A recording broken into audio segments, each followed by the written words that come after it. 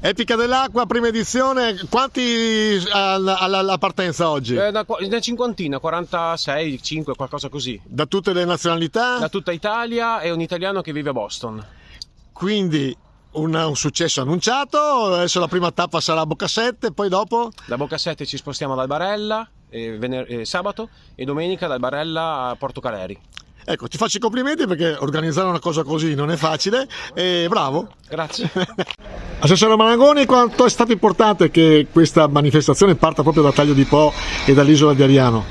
Buongiorno a tutti. L'importanza del fatto che la manifestazione sia partita da Taglio di Po è il sintomo che Taglio di Po vuole riprendere la propria identità e vuole essere anche Taglio di Po un punto di arrivo per tutte le destinazioni turistiche di chi viene a visitare il Delta.